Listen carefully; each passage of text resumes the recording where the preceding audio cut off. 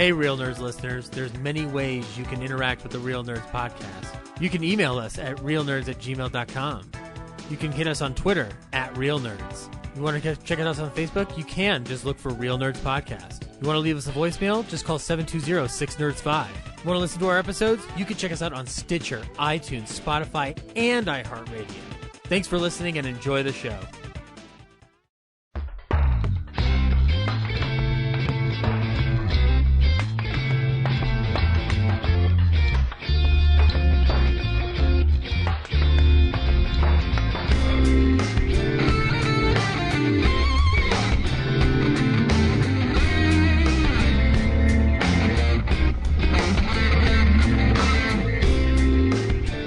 Welcome to Real Nerds Podcast, unofficially the official podcast of Denver Pop Culture Con 2020 and beyond. I am Brad, and with me is...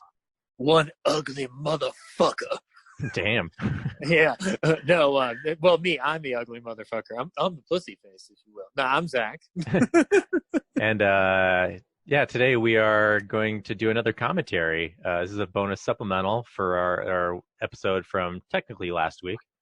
Yes, technically last week. This is an idea that was pitched by Brad before we recorded Nerdemic Week 5, and I clumsily forgot that this was something we were going to do before we recorded the actual episode. So we're a week late, but so it's all my fault.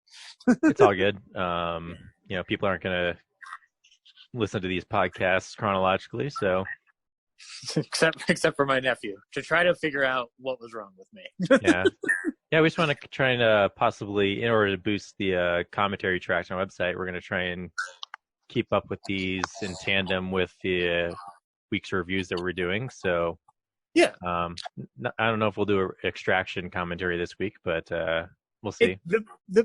Spoiler alert, because we'll already have reviewed it, but that movie's fine. I don't know if I'm going to rewatch it anytime soon. It's fine, though. It's perfectly fine. Yeah, so maybe just stick to stuff that we have on our shelf that we can access at any time.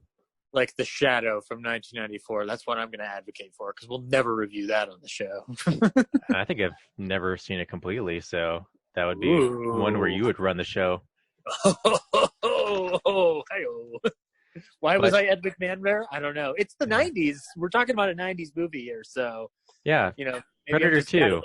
Tonight Show in me. Yeah, Predator 2. Yeah, that's our focus. So I don't know what to say about it. You probably already heard the week's episode and our thoughts already, so let's just jump into it. Really quickly, what's your history with Predator, period? The first one was awesome. I watched it when I was like 7. I think it was on TV. It was cool. Predator 2. I don't remember the first time I saw Predator 2.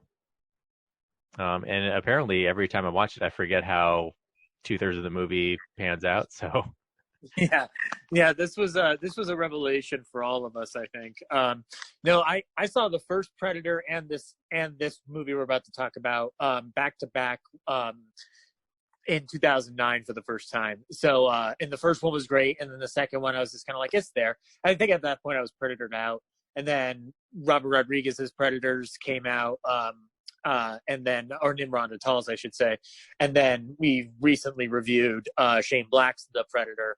I think I've seen AVPR of the Versus movies, but I don't remember if I've seen the first one that Paul W. Sanderson did. But I remember Predator 2 being kind of like meh.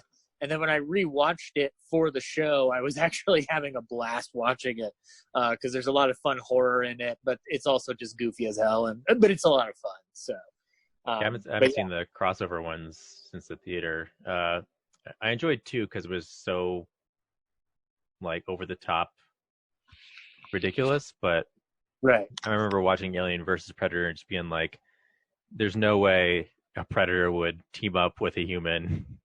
I don't know. It just seems so far-fetched, and like how easily it was for them to communicate with each other. I don't know. I guess the logic is with a xenomorph that the rules are out the door. That's their logic. Yeah, like common enemy goal, but humans just seem so like it seems like the predator could just do it without a human. Like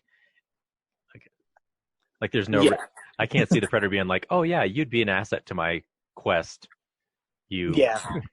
Well, we are gonna. Well, I mean, we'll talk about it in this film, but a predator does hand Danny Glover something, so at least they can be respectfully cordial. Like, yeah. Warriors, I guess you would call it. But we'll talk about it when it comes to it. It's a little later in the show. But the original one was like, oh, Schwarzenegger beat me. I'm just going to kill us both. Like, yeah, I can't beat this Austrian bodybuilder. Well, I'm just going to have to. Harry Carey is the only solution here at this point. Yeah. So whatever code this one posits that they have, the first one doesn't support that. So. Yeah. Yeah, we'll talk a little bit about it. I mean, it's kind of like Turtles, where I'm not steeped in Predator lore, but like I appreciate them. I actually like Nimrod Atoll's one a lot because it takes place on the Predator home world, and it's kind of working. It's working in opposition, like as a direct parallel to the first Predator. So, and I haven't seen Shane Black's movie since we saw it in the theater. So, but I remember having enough fun with it. Yeah. Yeah. Cool. Anyway, so ready to hit play? Yeah, we're gonna hit play. We're for viewers at home, if you're tuning in, we're gonna count it down, and we're gonna be starting right at the beginning over black, and then the 20th Century logo is gonna appear. So, Brad, we want to count it down. And 3, 2, 1, play. Hey Brad, remember when 20th Century Fox was a studio and not like something that was bought like at a store? Yeah. Yeah, the that old logo has a lot of fun here. Yeah, I wonder if we'll ever see it on it, like on anything, or because it's. Well, I guess the 20th Century Studios will be a logo, but the fanfare is classic too. I wonder if we'll ever hear that. I can't remember if I heard it during the logo for the Call of the Wild, because that's where it first appeared when Ryan and I went to go see it. So we're over the what looks like a jungle or a forest. It's just, out in the wilds of, no, hold on. It's Los Angeles, 1997. I'm guessing that's, what is it? Observatory Park? Yeah. Or Griffith Park. Griffith Park, yeah. So the Hollywood sign is just below the side you can't see. Not a lot of heat for a city that's supposed to be really hot all the time.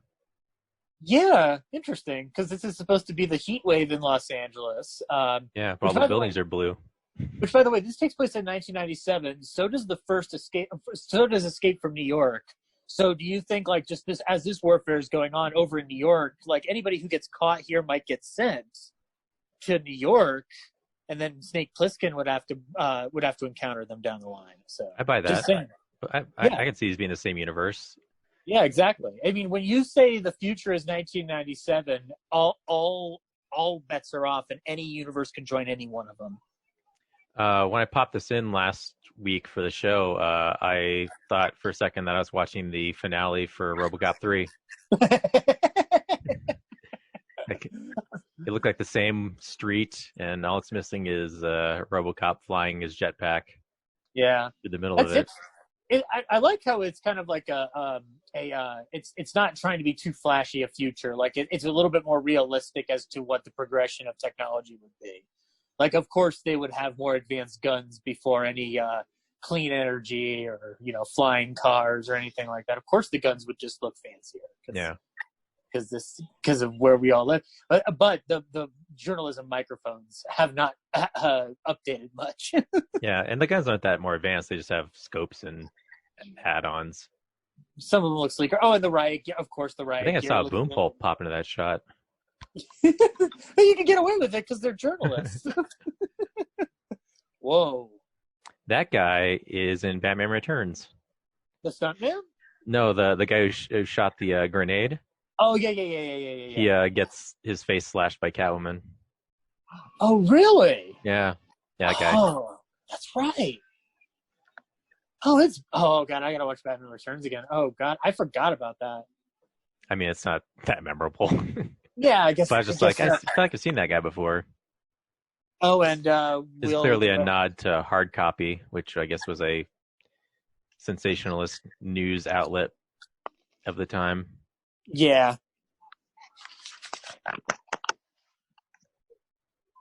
Yeah, a bit of an annoying sort, not unlike the Rush Limbaughs of the world. The blueprint for Fox News. Yeah.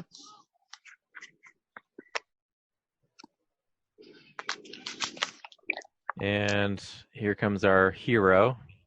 Yes. He's getting too old for this shit, Brad. He's just, it's just not. I know that he thought he was driving into the Lethal Weapon set. He's like, hey, just go with it. What happened? Me and Mel fighting a predator this time.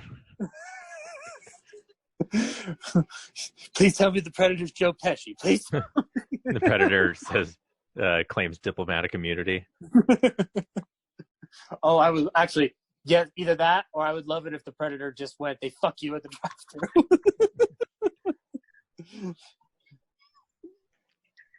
Yeah, this. So we should kind of address up front, like this gangland LA that they've concocted for the movie, because it predominates like the first big chunk of the movie, because they're trying to play off the detective story as if we don't know a predator's gonna show up. Right. Yeah, but like just looking at it, like everything's over the top, hyper cliche and hyper stereotype when it comes to the gangland, and also just like the portrayal of a gangland war. Yeah, I mean, I didn't live in LA that time, but it does seem like a cartoonish version of all the gangs and riots that you heard about in the news. Yeah, especially in the early 90s and things that were going on. Not just that, but also just, you know, the different forms of brutality that were going on in that city. And obviously, you know, you're responding to it in a sci-fi movie. It's a little bit off kilter, but so here's a brilliant tactician. I forget his name. What's Danny Glover's character? Harrigan? Like Mike Harrigan, I think. Mike Harrigan, yeah. Yeah. So yeah, he's this like veteran genius who his plan is to put himself in the line of fire and drive a car into the enemy. He's just winging it, you know. Like these gangs are unpredictable. But no one else on the force would think of that. Come on. I mean, he's just the only one doing it. Yeah, they all think it, but he does it. So he's a doer, not a thinker. Yeah. Yeah. Got him. And of course, a whole armory, because why not? Again, like, oh god, that guy's sniffing the cocaine. That's. Did he just rub cocaine on his bullet wound? He sniffed it and then just like dug it in there. Yeah, so that's. I thought he was putting it on his shoulder for like later, so he could just like, you know, lean over, sniff as needed. Oh yeah. You need your cocaine much like you need your water in a Camelback when you go hiking. It's like a Red Bull. Yeah, it gives you wings. How efficient those wings are, I can't say. So we should always address that Danny Glover always like seems to kind of run the age gamut, because in Lethal Weapon he's supposed to be in his 50s, but he's clearly not in his 50s. It's a good thing each of those thugs turned around like one at a time. Yeah.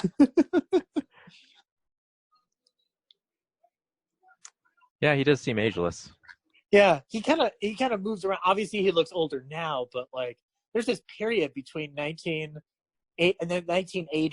and the early 2000s where he's just kind of like, you can kind of stick him anywhere. He's just like a magical, like ageless being. Not unlike Danny Glover gave Paul Rudd the secret, and that's why Paul Rudd looks as good as he does. Wow, Batman Returns guy really psyching himself up here. And here we go. We get some really cool stunt work here in this movie, I will say. Some slow-mo sugar glass. Yeah. Well, this is about to start, like, just kick off some fun stunt work and just some cool prosthetics coming in too. See, this part makes sense to me for the Predator, because he's hanging out, he's seeing a battle going on, so he wants to challenge their toughest warrior. But later in the movie, there's just some scenarios where I'm like, why is he here? What would interest the Predator? I've always come to the conclusion when it comes to Predator, it operates. I think ultimately, like, it's an action movie, right? But the Predator operates like a slasher villain, where it's just like he just shows up, one, because the script tells him to, but two, just because he's going to be an ever-present threat. So, like, even when it wouldn't make sense for him to be there based off of the logic of his hunter goals and missions, like, I'm just kind of like, yeah, he's there. Of course he would be. Why wouldn't he be? He's the Predator. We need him to show up right now. Well, the Predator's motivation is that he's looking for warriors to challenge, and he gets to keep their skull as a trophy if he beats them. So, well, could it also be that he's trying to push Danny Glover to the edge, so that when they finally do battle, he's a worthy opponent and not? Why is he, like, at the end of the scene here? There's been no relationship between them, like, in battle yet. So I don't know why the Predator decides that he's going to let him live for another day. Like, it's not like Mike has proved himself a formidable adversary yet. Maybe it's because he can see him and he doesn't want to be made yet, so then he just disappears. I'm not sure.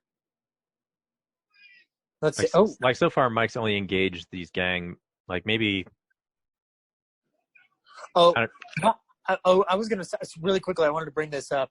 So this scene right here reminds me so much, for whatever reason, of that scene in Men in Black where Will Smith chases down the guy at the top of the building. Like, one, because of obviously how it's set up, but two, because of the whole idea of, like, an alien threat is forcing another person to drop to their death. In this case, obviously, it's not an alien falling off. But our hero has one flaw: he's afraid of heights. Man, the one picnic table, and he found it. But yeah, so like, I don't know how the Predator understands that. Like, why does the Predator just take out Mike right here? Like, Mike's drawn on him. Like, the Predator has way better technology and better skill than Mike, obviously. But he wants to. Maybe it's because he sees, like, oh, here's an opponent here. He shot a guy off a roof. Like, didn't seem like. But we don't know. He might have seen him doing the other things in the building. You never know. Like, because he can move pretty quick and pretty fast. Yeah. Now here's all these other warriors that the Predator could challenge, but yeah, I don't know why the Predator's backing down right now. Seems odd. I can smell your courage. Like, all these other guys are armed. Mm. They're not that much different from the gang members. The Predator does understand, like, the police versus the gangs. I feel like Danny Glover should be a lot redder in from that viewpoint, because he's been running his ass off. Because his body heat must be off the wall by comparison. There's some good prosthetic work right there. With some dead bodies and stuff. We're about to see a prosthetic that doesn't, it's much like some Friday the 13th movies where they don't hold up well on the Blu-ray per se, but they still look fantastic. Hey, that gas can has gas in it. It's important to label it. Well, I mean, there's gas, and then they have their Kool-Aid, canisters. So you want to make sure you don't get those mixed up. Wow, that cocaine. R.I.P. cocaine, guys.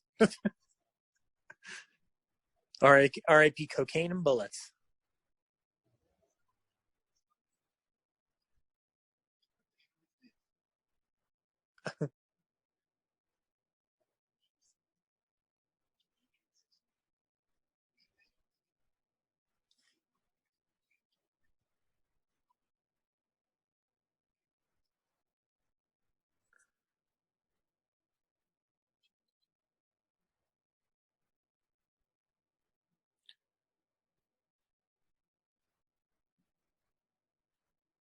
Just gotta watch it at this point because there's.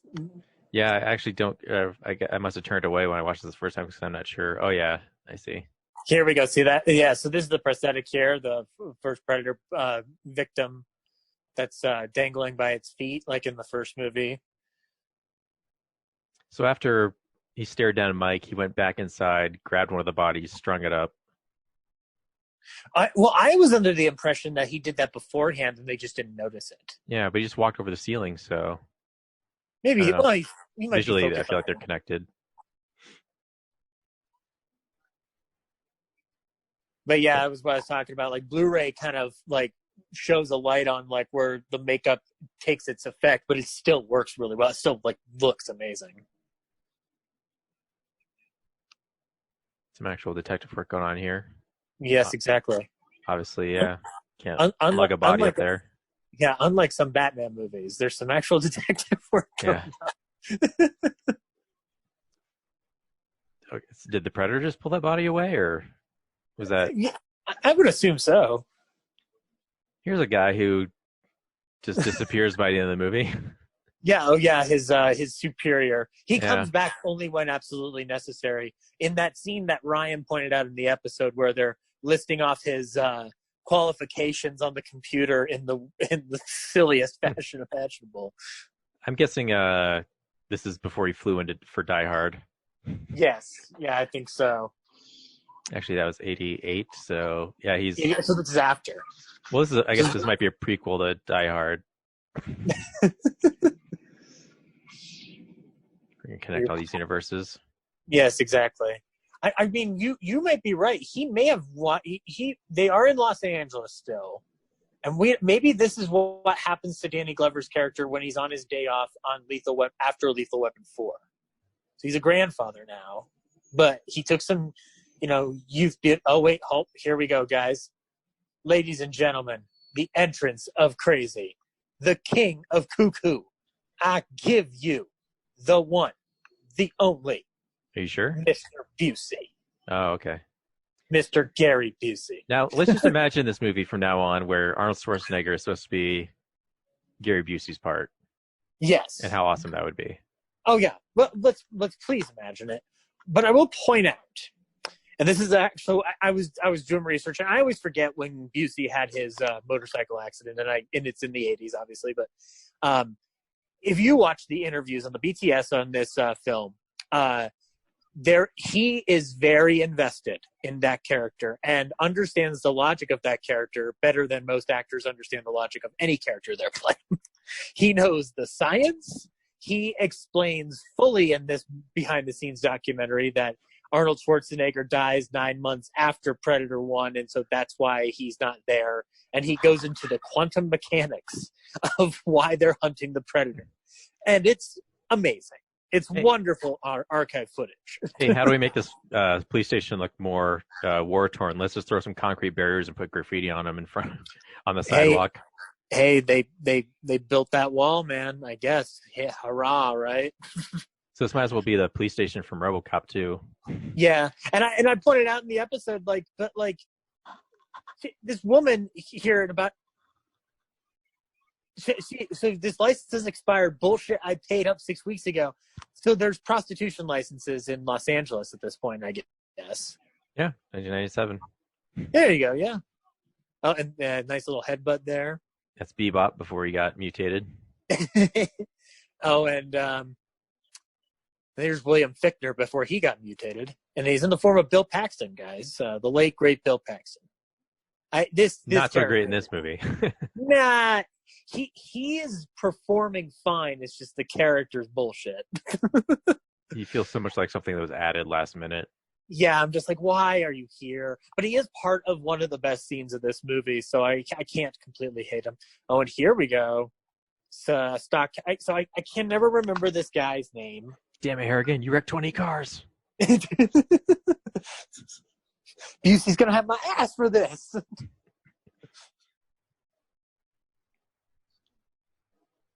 Yeah, you'll be a good cop or else. Danny Glover is just unhinged with the curse words in this movie. Like, it's amazing how much he curses in this movie.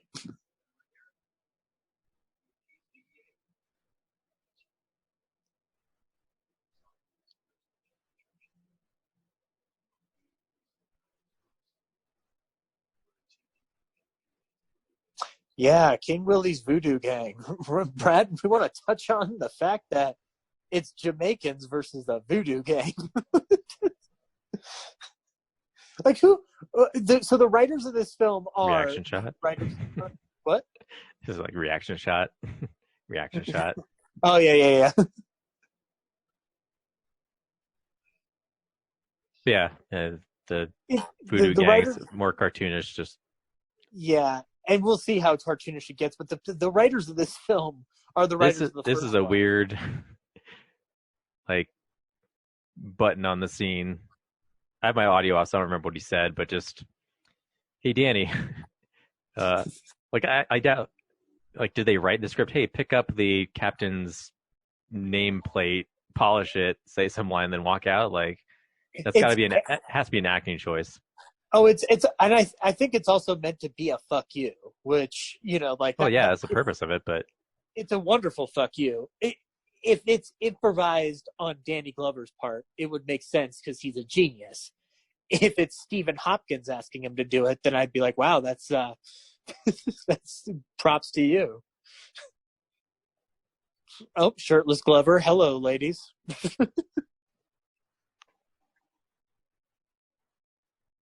See, again, he's ageless. Like,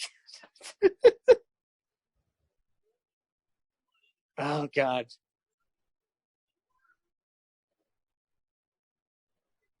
This scene does not age well. No, it does not. Not at all.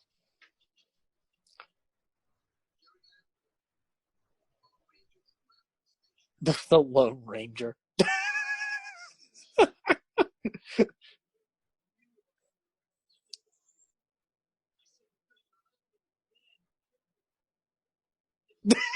That reaction that he gives, like the whole duh.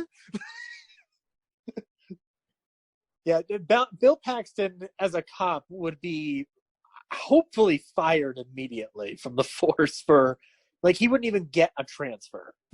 And just for wearing that suit. Yeah, just like, not, I mean, not functional. I mean, like, Ryan doesn't wear a suit like that on the force, so like, I don't know. You'd probably just trip over your own jacket chasing down a perp. Yep.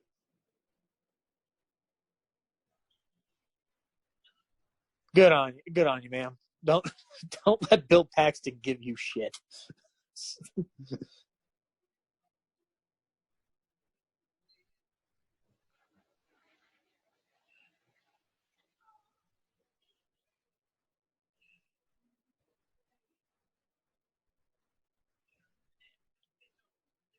Oh God, yeah. Bill Paxton. No,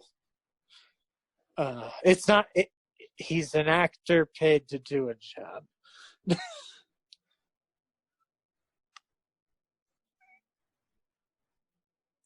They didn't have. Wait. Oh, I guess they would have had Dunkin' Donuts in LA. Never mind. They just didn't have them. We didn't have them here in Colorado for a while. By the way, what do you think of my shoe? No, seriously, tell me. Does this shoe really work for me? Because my wife says it works for me, but I don't think it does.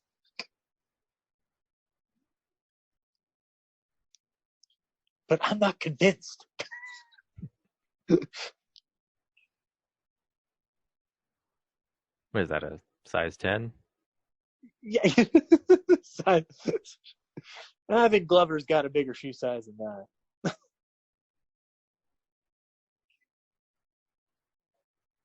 Nope. I'm going to go think up some more lame jokes. Yeah, welcome to the war, though. I mean, that's a... Oh, wait, hold on. Oh. Uh-oh. Long lens. Yeah, long lens to... Stephen Hopkins is trying to pull his own little Hitchcock shot there. So I'm guessing the Predator followed this gang up to this penthouse? I'm assuming so. Yeah, it seems like it, yeah. Because I doubt he was tracking the other guy. Yeah. Didn't seem like a formidable opponent. And again, from a I mean, the Jamaican gang here, like their lead guy kind of dresses a little bit like the Duke of New York in Escape from New York. So the fashion trends do connect here. Like, so I think Stephen Hopkins was onto something with Predator 2. And then he and John Carpenter could have teamed up and made a big Snake Plissken versus Predator movie. Yeah, so this voodoo ritual thing, like it's so out. It was outdated when they did it. I'm also focused on the columns of Yeah. like he just throws some Aztec or Mayan looking stuff on it. Yeah, exactly. Let's up the ante on our stereotyping here. Because we just rented out an office building. It's Actually, this is a set. This is definitely a set. You can see the backdrop. Yeah, like the mat or whatever it's supposed to be there. Here's the thing, like I mean, like I don't know. It's just like, why is it in the movie? Like, what does voodoo magic have to do with the beginning of this movie, other than a character trait for the gang, which becomes irrelevant later on, as we see. Just to make I think it's just doubling down on the whole. Yeah, the concrete jungle has its own tribes. Yeah, the tribes, the gang wars, but it's all irrelevant because they all fall under the prey of a three-pronged gun. There, look. Oh.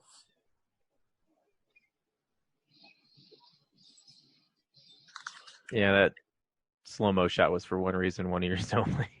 Yeah. Gratuitous.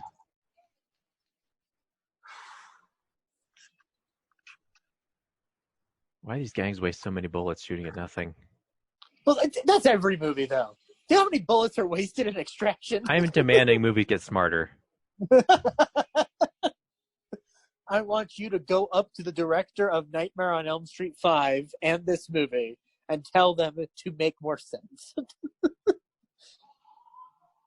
I will say I do like the way the scene is executed in here, like in terms of just you're primarily in one location. You have a lot of stuff coming in the foreground and background. And they should do a Predator kill where, he stabs him with his little claw thing, holds him up, and then the heat vision goes from hot to cold as the blood drains out of his body. Oh, wow. Right, Brad, why aren't you writing a Predator movie? I'm not a good writer. No, well, I don't know. That was a visual. So I'm not better directing. But you gotta write visuals in a script. You can write a silent film Predator. I heard you're supposed to write as little direction as possible in a script. Like, they say everything like that, but they don't mean it. You see, you're also supposed to not do a lot of talking in movies too, but Quentin Tarantino proves them all wrong. Oh, and here we go. Some more Morton Downey nonsense. So this is the only time where I'm happy with Bill Paxton, not because he's obstructing a journalist, but because he's obstructing Morton Downey Jr. But yeah, though this is problematic today.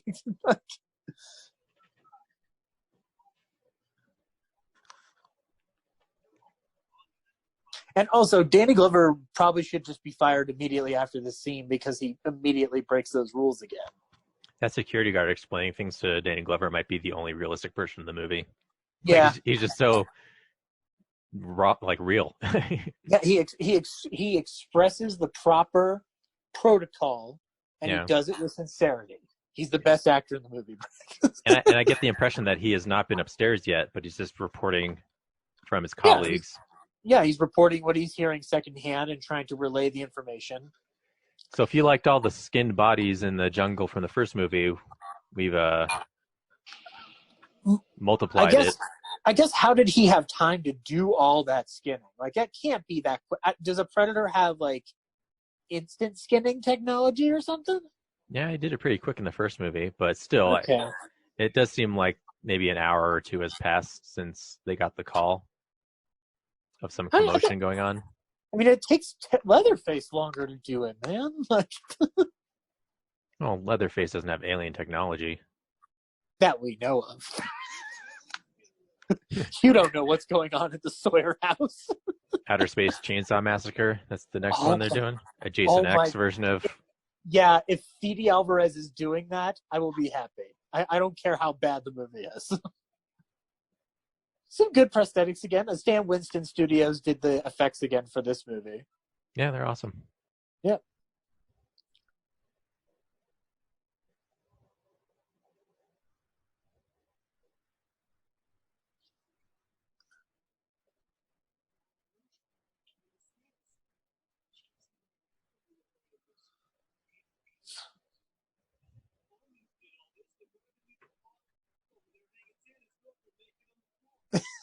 Hanging 10, bro. Like, Bill Paxton is totally tubular. You know what I'm saying? Yeah, so cringy. Yeah, I know. It makes Bill and Ted sound like they're Shakespearean laureates.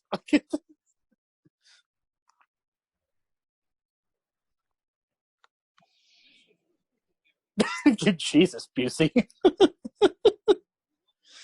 I will say Hopkins is really good at knowing how to let Gary Busey enter a scene. He's really good at this. I want some of those bucket lights. That's awesome.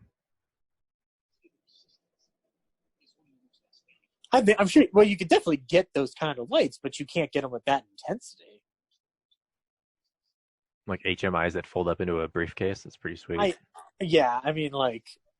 But again, they're not with the DEA. They're with a completely other section. So they've probably got some alien-ish tech. Oh, look, there you go.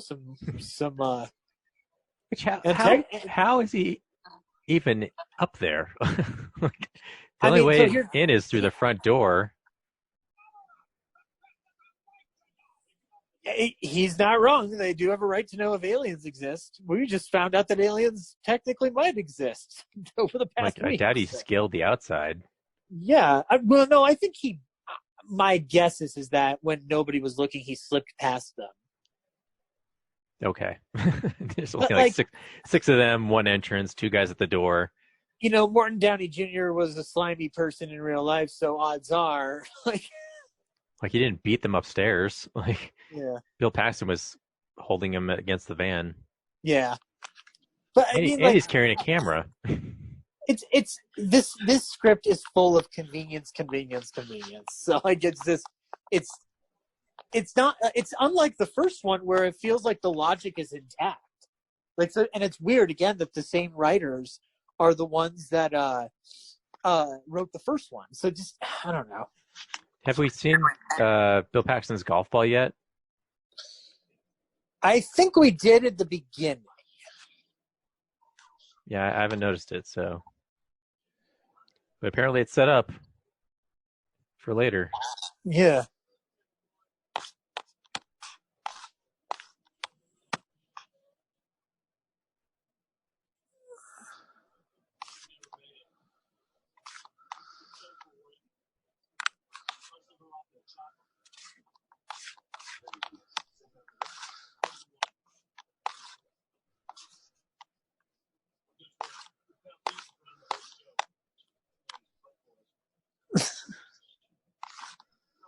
Are you chopping something? No.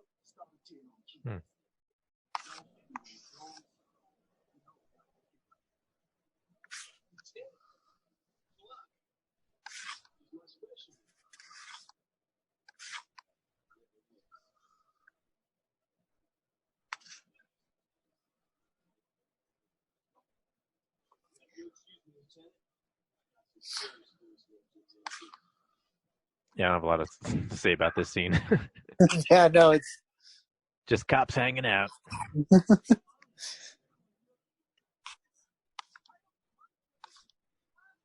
They're relatable. Yeah, exactly. Sure, why not?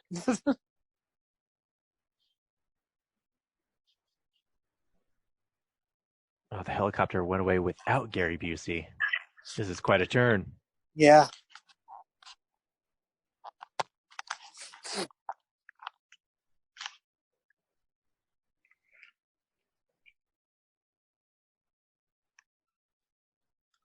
Pretty impressive shot.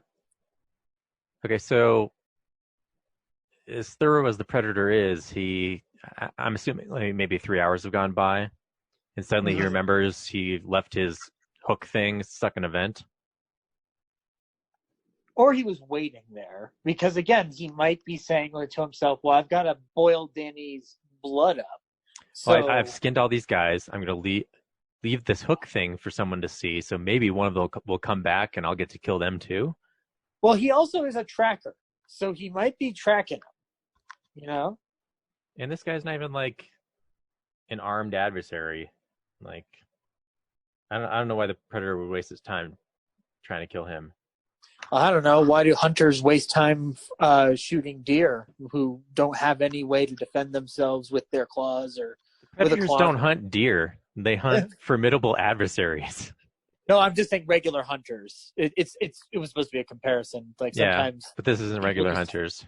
Yeah, sometimes people just hunt because they're sadistic weirdos, much like the Predator. The Predator's a warrior.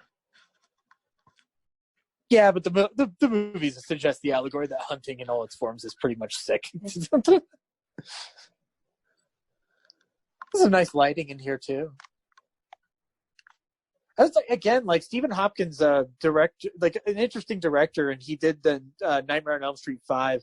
He does know how to shoot horror pretty okay. Like he's not, he doesn't skimp out when he can get a good scare in there. You know, I actually think that the horror in this film, in some ways, like is staged better than it is in the first Predator.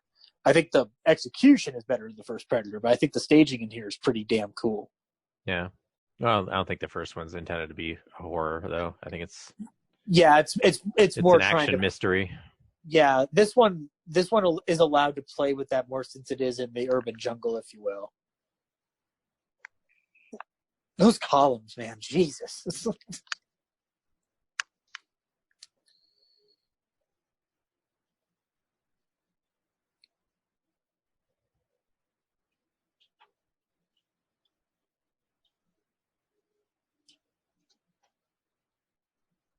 It's kind of weird that the vents would be that accessible that way, like through the roof like that, kind of. I mean, if there's this much open air in the ceiling, it feels like there should be a second level that you could take stairs to. Yeah, this is weird. This is a weird architecture, bro. Yeah, it's designed for this scene. Hey, remember when they used to make sets for movies? Yeah. Good times, bro. Good times. There's an interesting bit on this is that all right, Ruben, make this look tougher than it really is, and go. An interesting bit is that Winston and the studios wanted to do the sequel because they wanted to expand on the Predator's weapons. So there's a lot of moments in this movie where we see a lot more of the Predator's weapons.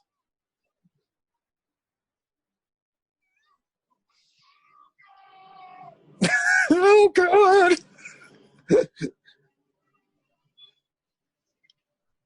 No, in his necklace. Got to find a way for Danny Glover to know it was him. Yep.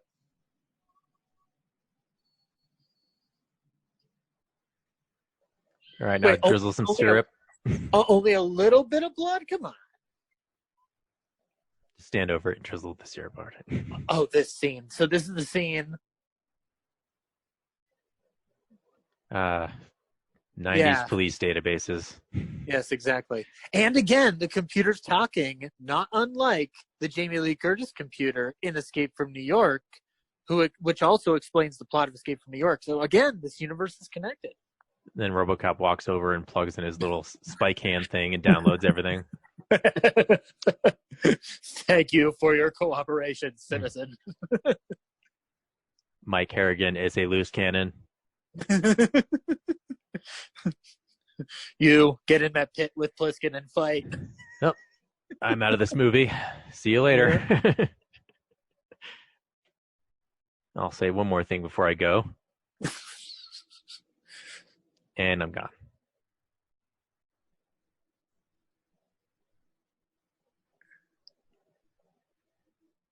For real this time. That's it. His line is, that's it. Dismissed. He dismissed himself from the he dismissed himself from the movie, Brad. I'm dismissing you two from the movie. RH whatever. Yeah.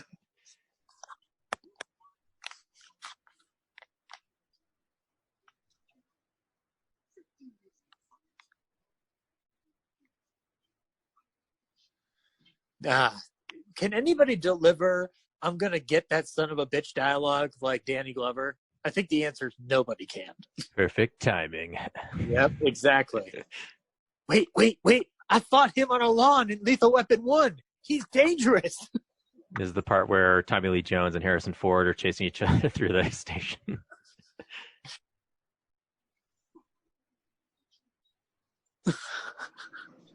See, I think just Danny Glover's just yelling at Gary Busey, not the character. He's just yelling at Gary Busey. Should any of us do something? No. It's lethal weapon logic. They're fighting on that lawn. They should have broken up that fight long ago, but they didn't. Same here.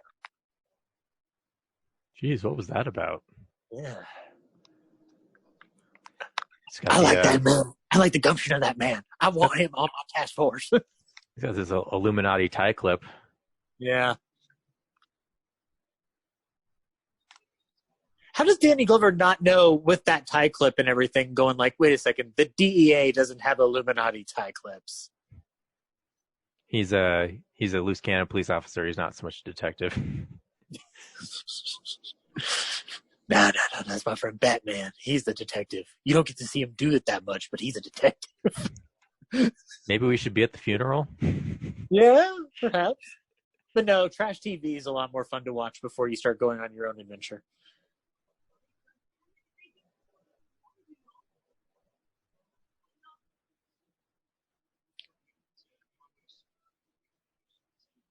You know, we were making fun of Bill Paxton's suit, but let's be honest, Danny Glover's been given some interesting attire as well. Yeah, jacket's pretty huge too. Yeah, jacket's way huge, man. Like that tie's loud. Just imagine you're chasing a perp and then it gets caught on a fence and then he gets away. But now the jacket looks like it fits him just fine. Yeah, it does, doesn't it? It's weird. Must be the lens. Yeah. Oh, you know those jacket lenses that we always refuse to use. It's a classic car convention. Look at all the cars are like pre-70s. It's the future, Brad. The production designer. Everybody. Production designer. Yeah. Production designer heard 79 instead of 97. Oh, I'm sorry. I mixed up my numbers in the last back half of a year.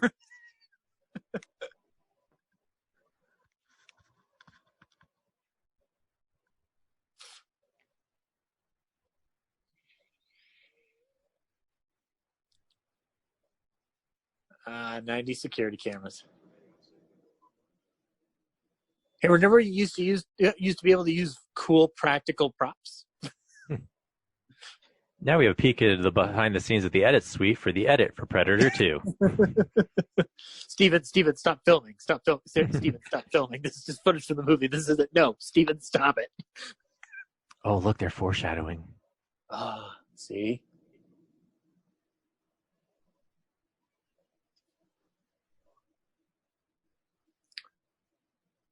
That's closer to Gary Busey's face than you should ever get. Fun fact.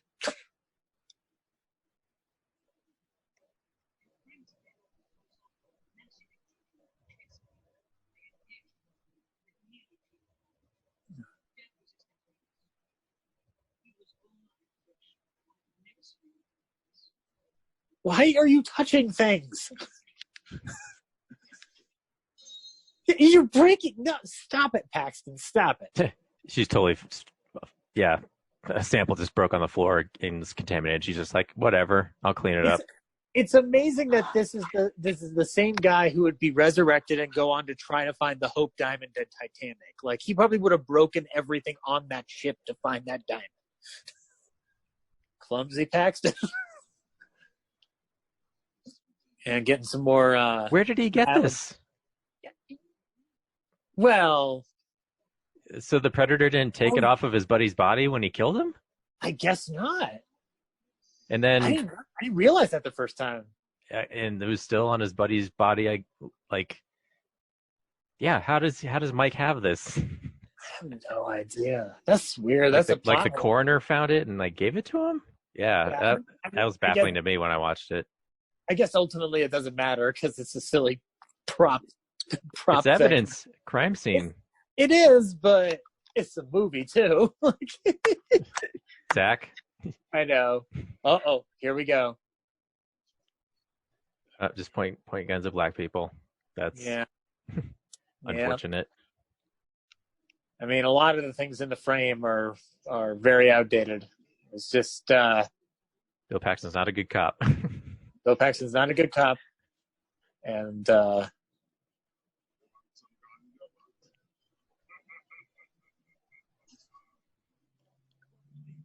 Away, stereotypes.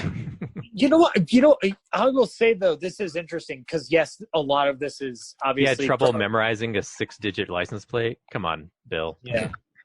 Oh, like the nice little perched predator shot there. Yeah, I think Spider-Man hung off that.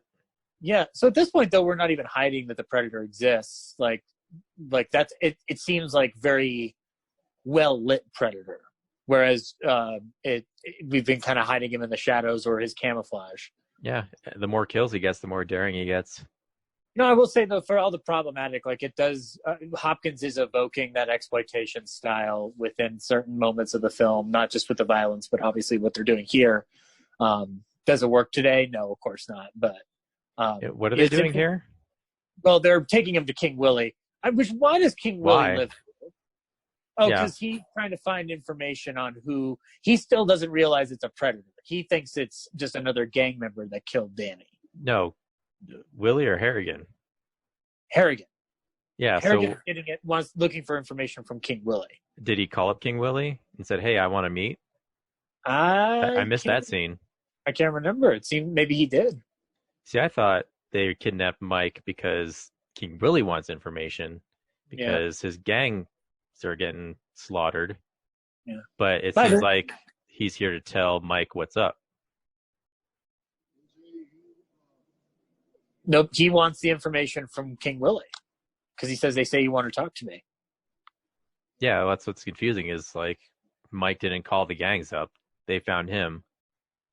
So it's like, hey, we brought you over so you could ask us questions. Like, maybe it doesn't seem like it makes sense. Maybe their partner got it out on the street that he was looking for him. So you have to spread that information around in the background, I guess. By the way, King Willie, as a character, I kind of want him in the movie longer just to fight the Predator. Because even though the scene of his demise is well edited and well shot. Yeah, it definitely seems like he should have been set up much earlier if he's going to be this much of a character. But it also goes back to like this is just a setup for the larger Predator story, which makes the execution of the stereotypes even more egregious by comparison. You know what I find interesting though? This is like a very diversely cast film for like all the issues it's presenting. It is amazing how diverse this cast is. Yeah.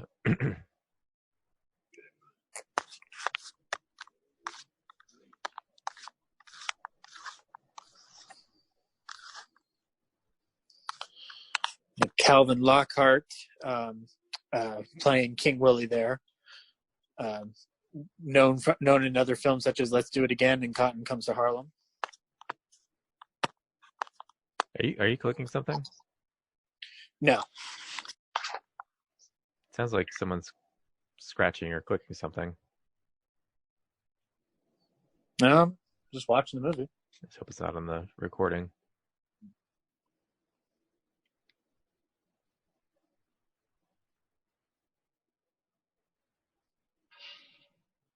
So those bones make his predictions. You hope. Now that for some reason the Predators waited for Mike to leave, now he's going to take on Willie. Well, you eliminate the big man in the city. I know, but why not kill Mike while he's here? One thing at a time. I will not tolerate convenient staging, Zach. Does not follow the Predator's motivations. But again, beautifully shot material here. Look at the way that's shot. Yeah, it's a pretty sweet effect. Oh God. For 1990, even like. Yeah. Oh yeah. Jurassic Park is 3 years later. And the effects still hold up. That's the weird thing. Like it's that weird like blend of what they have with a computer that just still works because they're not trying to do too much. Wait, his cloaking device went off for like just that reflection shot? Yeah, I guess so. I love that. I still love that edit. That edit with King Willie's head. Wow. That's pretty sweet. It is a wonderful. And then this moment here again. Some good horror moments in here. We get to see a little bit more of like the brutality of the Predator that you don't always get to see every time. And I'm trying to remember, was the one that we saw in the theater, the Shane Black's one, PG-13? No, I think it was rated R. I think it was part of the stipulation that it would go back to R. Okay. But they clearly didn't take advantage of it. Yeah, no, because clearly the violence is not where it needs to be for a Predator movie. In his skull collection there. We only get to see a little bit of it. That kind of sucks. Hardcore.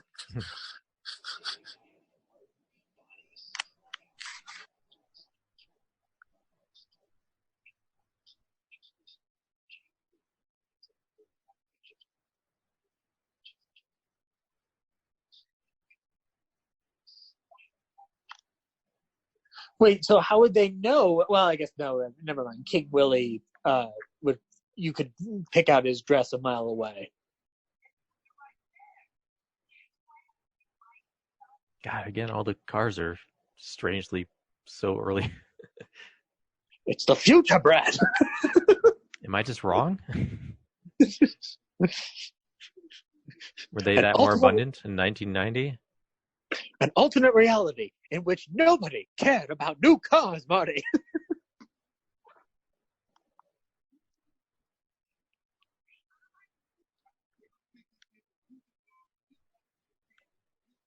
Again, who else but Danny Glover can deliver this dialogue?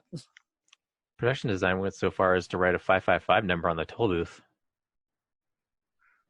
Yeah, and the guy, the guy who directed Stephen Hopkins, he's known to storyboard a lot of his stuff. So there's detail in this movie. There is a lot of detail for how hollow it is in the story.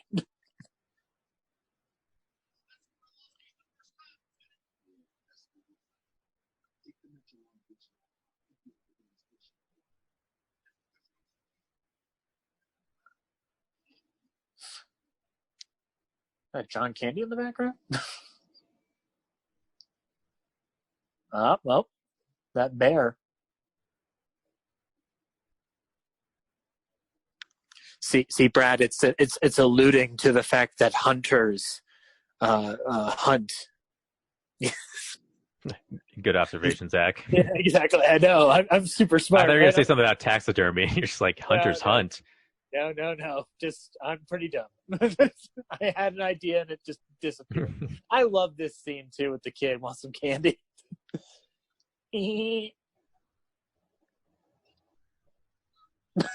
Make sure the gun is red so he doesn't get shot. Yeah, exactly.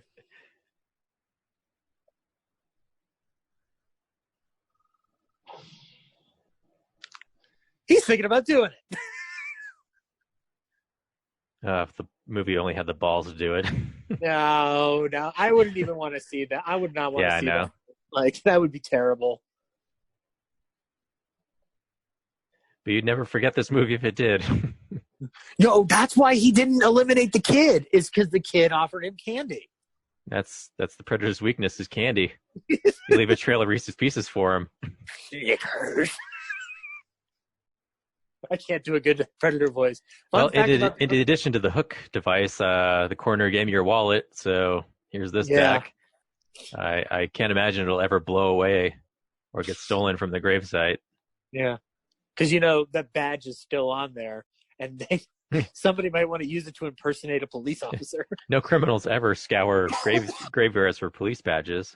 Yeah. There's some good use of cinematography here to hit upon that jungle, the urban jungle element.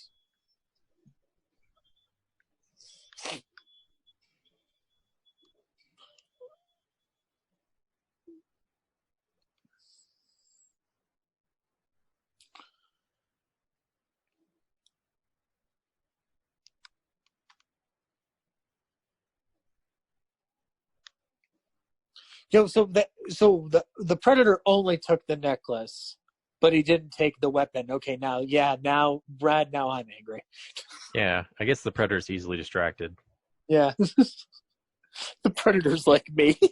I came back from a weapon, but I'm going to kill this guy instead. Yeah. He gets back to his ship. He's like, damn it. Forgot my weapon. It always happens to me. Stupid Jerry. And here we go. My favorite sequence in the movie coming up here is the subway sequence. Very well shot, but obviously we start off with a little bit of subway TV, early subway TVs. I don't think holding a guy down is police brutality.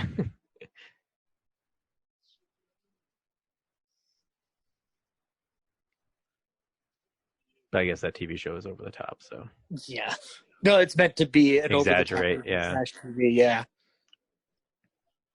Even more over the top than trash TV normally is. What dialogue? You look like a sympathetic dude. Yeah, that's totally how gang members converse. Yeah, exactly, yes. Excuse me there, chap. You seem like you're vulnerable. Yeah.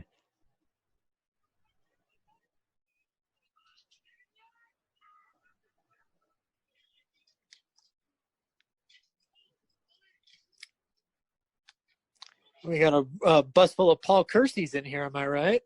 Oh, hilarious. Everyone in LA is packing. Even Grandma. We learned our moves from Mr. Brunson. It's really more of a New York gag, really. Oh. It's a Subway. We had the Bernie Getz issue, so Subway automatically equals So, why is the Predator chasing Bill Paxton and I don't even know the other partner's name? Like, he's clearly been after Mike. Yeah, here we should point out we can't remember her name because she's not a character. She is not treated as a character. Okay. It sucks because I wish she was a character. But yeah, the Predator was at the graveyard, like teasing Mike, and then he's. Yeah, I don't know. I guess there's another gang on this subway, so maybe that's it. Yeah, but also it's an excuse for us to have this cool sequence in the subway. Yeah, it's definitely page 50. We need an action sequence. Yeah, exactly. Now, I'm not going to say, obviously, this is as well shot as something James Cameron would do, but it's pretty damn cool. And we'll see a little bit why, like, because the effect, we were talking about the effects earlier and how they still hold up. In this particular sequence, it's amazing that they still hold up.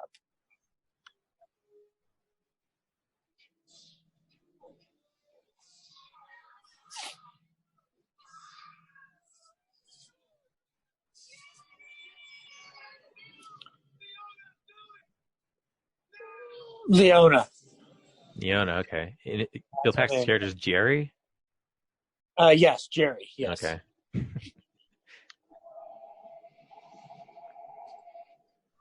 I feel like the conductor would have stopped this train by now.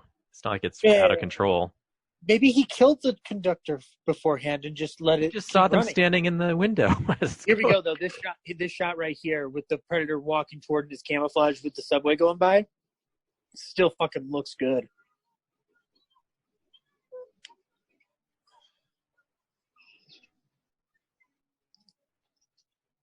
Like, again, they're not going too ambitious, other than it's just the camouflage of the Predator, so it still works. So, Jerry, you emptied a whole clip into the Predator and nothing happened, so you figured it was worth it to reload? Well, maybe as he gets closer, you can hit him in the head. You never know. But does the camouflage of the Predator also serve as like a bulletproof vest? I don't think so. I think he's hitting. Oh, but that golf ball is definitely going to do something, right? Where? I don't remember that setup at all. Ryan insisted it was set up. We have not mentioned it. I asked about it earlier. It's earlier. That's the first time I've seen it. I believe he's tossing it earlier in the police station. I was looking for it. I did not see it, and neither did you.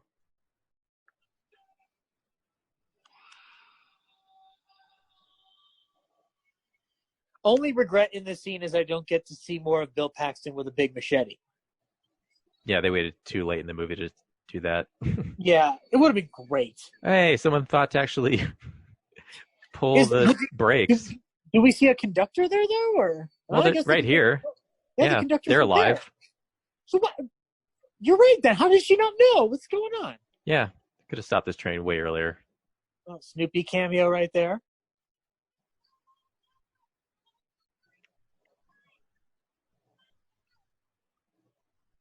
The lights. How many lights are there, Brad? There are 4 lights, always. No! 4 lights. But there's only 1 light down here because there's a predator. You have to keep him in darkness. Patrick Stewart versus the Predator. That's something I want to see. We'll never get it.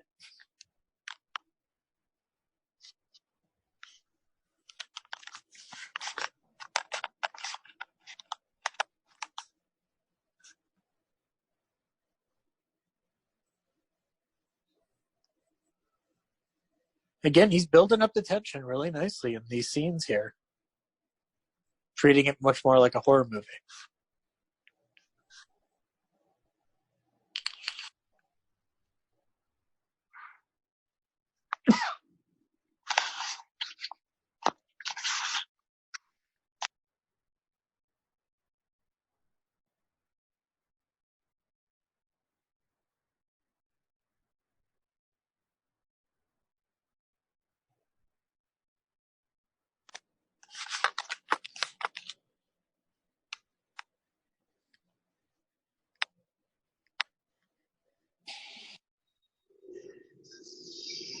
Here's where we learn that the Predator is pro-birth and not pro-life.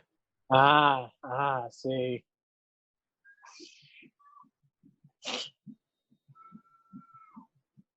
So you see, he is a monster. He has a code. Yeah, you sure.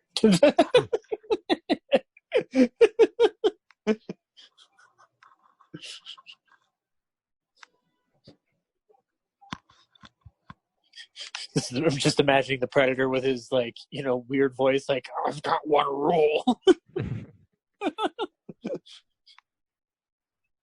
By the way, the voice of the Predator, not done by Peter Cullen in this one, it is done by Hal Rail. Mm-hmm. Yep. A voice actor who lives out here in Colorado, actually. So did the Predator knock her out? Like, why is she... I think she survives. It seems like she survives because we kind of leave her. Well, I guess she survives, but I'm just like, why is she unconscious right now? Like, is it shock, I guess? Well, I mean, if you were attacked by a predator, Brad, wouldn't you go into shock? Because I would. She wasn't attacked. She was just grabbed and held up. But you're intimidated by a being that could kill you. Like, that's enough to shock anybody. Like, you came close to death.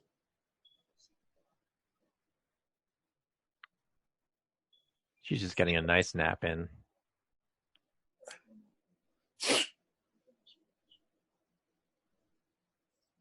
What? Why would he give him the leave bag? this.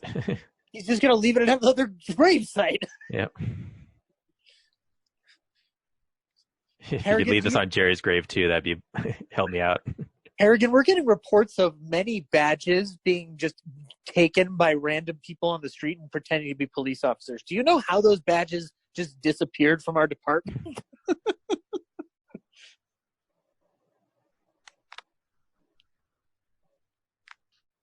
I'm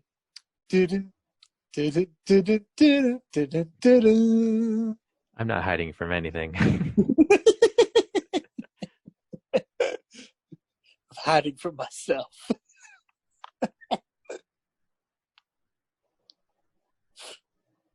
Just waiting for the next car to come.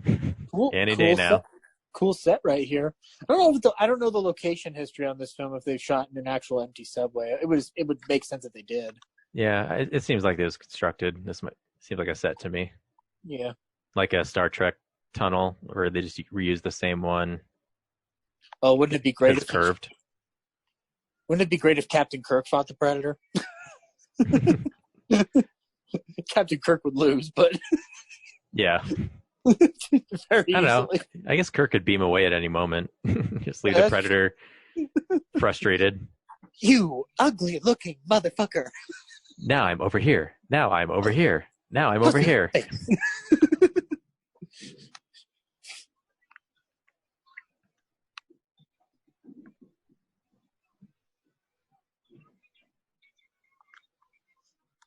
Danny Glover, very agile.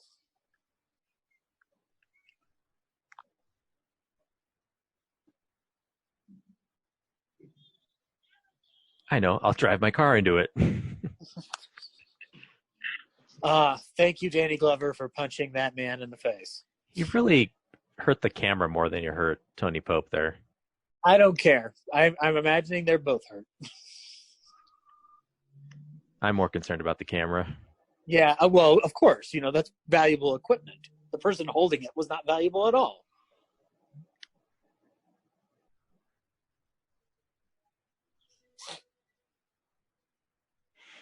I don't know if you can see up there at that angle with the roof in your way. No, probably not. That's the right side. That's a cinema angle. It's kind of not Hitchcock. Well, it's weird to say this movie is Hitchcockian, but you can break those rules a little bit. The Predator just screwing up neon signs. Take that neon sign. Yeah. Oh, he's not grabbing onto anything. He's slithering up the building. He's Spider-Manning up it. That's what he's doing.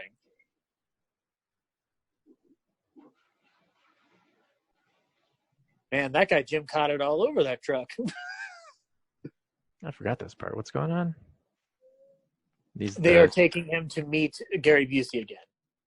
Oh, I thought this was the part where okay. Because conveniently. Oh, good. The loading van's already there. Yeah, exactly. This script knew exactly what to do. Love this shot. Doesn't really mean anything, but I love it. Look at that. Eastern Columbia. I killed everyone on the subway. I'm going to take over this department store. I am the ultimate predator. Yeah, the building that the Predator was on is the Eastern Columbia building, which is a department store, Broadway and 9th. And it's been used in plenty of movies. So yeah, we're going to show you all the photos we developed. Oh, hi. I just came back from the set of Austin Powers.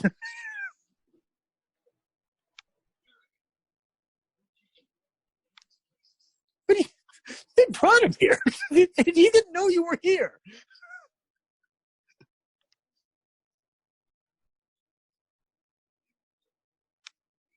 Yeah, I think I do, Mr. Busey. It's you.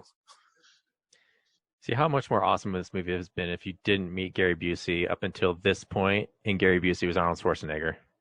Yeah. Surprise, agreed. We've been tracking him this whole time. Agreed, but I will say this. Busey does wonderful with what he's given to do. Like, when this part of the movie kicks in, I'm having a blast with his character.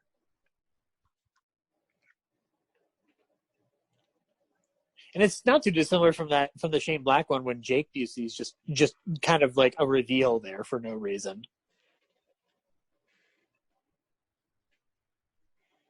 Wait, so the Predator was at Iwo Jima?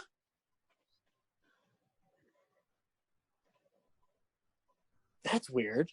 I forgot about that line. Well, by the end of the movie, they're going to explain the Predator was in the Revolutionary War, so. Right, that one I know, but like I forgot that they said Iwo Jima.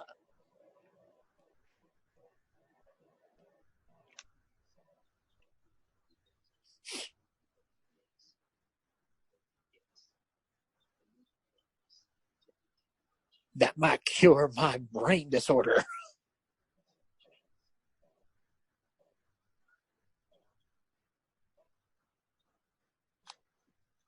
Enhance.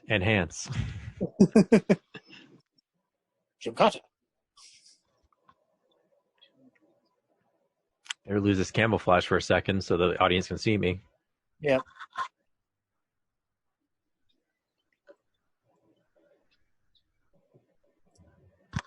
Is that the only time that they've actually called them a predator in this movie? My audio's off. Is that what he said?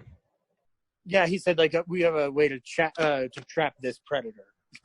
Might be. Yeah. He said the title of the movie. He didn't say two, but that's fine.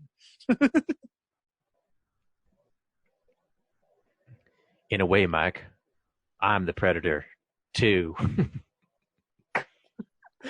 Why aren't you writing a Predator movie, Brad? Someone before, so I have to. I don't care if you were only 10 years old. They should have been tapping you to write this movie because you probably could have done a better job than who's doing it right now. Or it could have been the same movie, but it would have been understandable because you were 10. Nobody knows what the Predator is here for.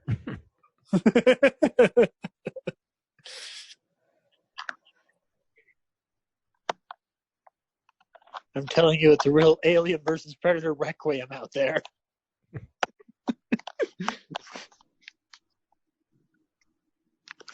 James Cameron's Predators. Oh, it'd be 3 hours long. Lovely Predator movie. I'd love to watch that. Again, some really nice high-powered lights there. Very nice HMIs blasting through. It's shot beautiful, too, like this scene. I like how they explain that the dust is like intentionally pumped in there to to be able to expose him as camouflage. Yeah. It's a nice excuse for the visual aesthetic we get here. Ghostbusters, 1997.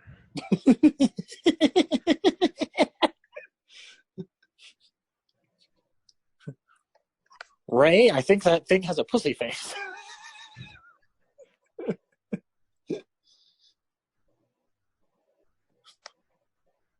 We came, we saw that it bled, and we kicked its ass.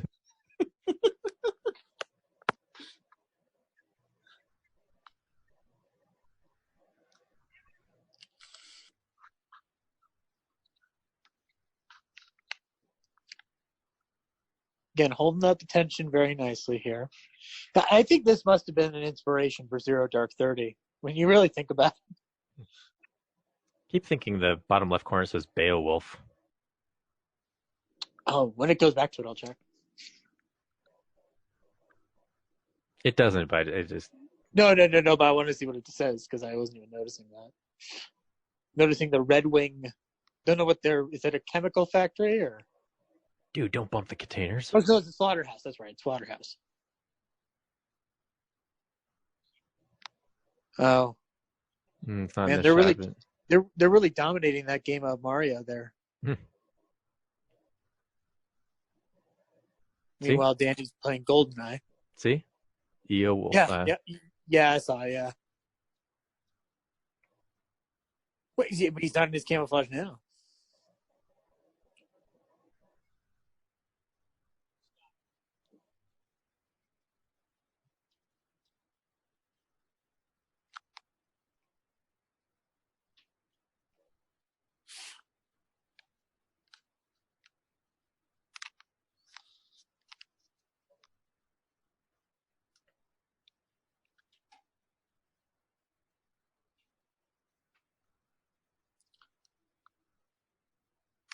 Now, guys, be careful with these uniforms. We have to get them back to James Cameron by Thursday.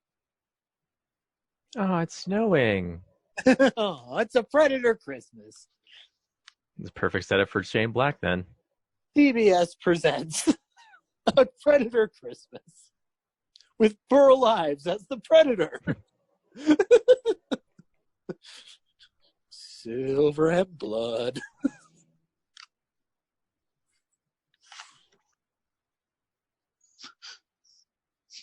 Predator. Give us so many skin flakes. It's dandruff, Jim. Dandruff everywhere. I haven't fought Schwarzenegger yet, but I'm just going to go and detonate out of this movie.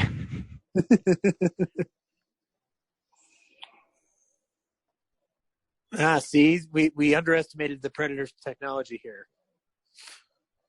Customizes his heat vision skins like a video game. Yep. Cool, bro. I'm tripping balls. Stop distracting me. I'm going to get the high score in Galaga. He's going to do it.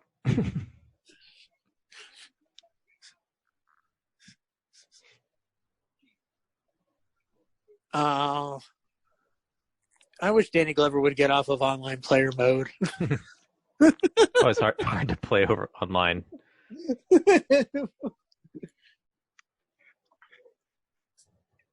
That's what happens when you lose a Call of Duty, right? You just headbutt random people and put guns to their face? Mm-hmm. Okay, right on. Just wanted to make sure that's how video games still worked. That's what I heard. That's why you haven't been on the show that often. Fuck Yosef.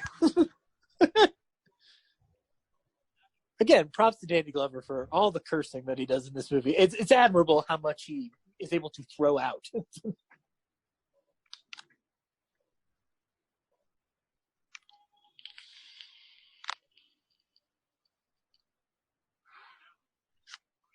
After my Rambo suiting up montage. Yep. Yeah, it's another thing I like about this movie is it does give Danny Glover to be the main hero of a movie, you know? Doesn't get that often. Surprise!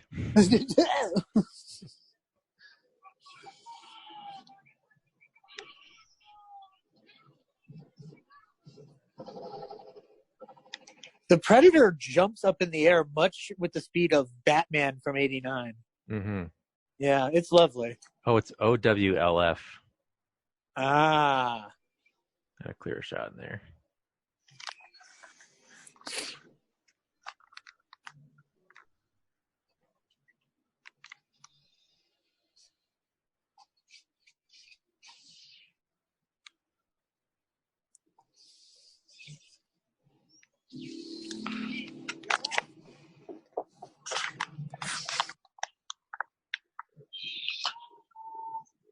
Oh, wow. Went right through him. My proton pack, no. Ray, I think I'm dead.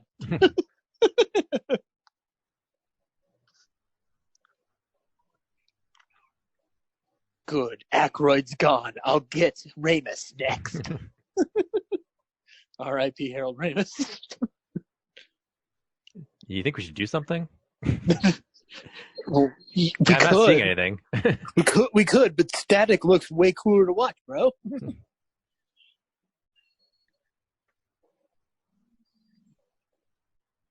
Again, more close-ups on the Predator weapons there, man. Winston Studios went all out on this. Looky here, Mr. Busey's got his own proton pack ready for some action here. Does he only bring the... Wait, so does Danny Glover... Okay, no, he's got the two... I'm just going to leave my trunk open, my armory of a trunk open for someone to come by and see. I don't think he's worried about that at this point, but he should be. Some 10-year-old walks by. Yeah, that's true. That's how these things start. Not a responsible gun owner. Nope, not at all. Not at all. Especially in the LA they've set up. Like, I'd actually be more worried about Gary Busey rifling through his trunk to get those guns. Oh, hey, Mike.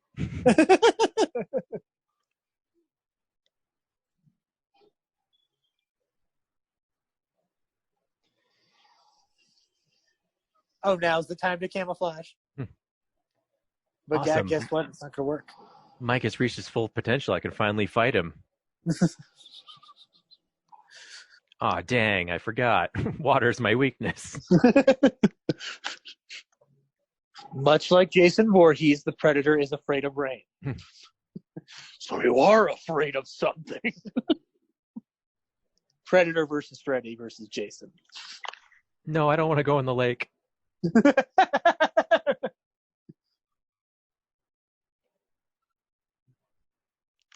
Did you know that a young predator drowned here?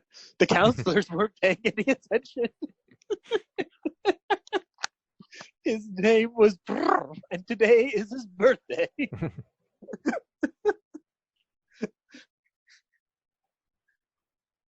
Mike's pants are really avoiding the water, though.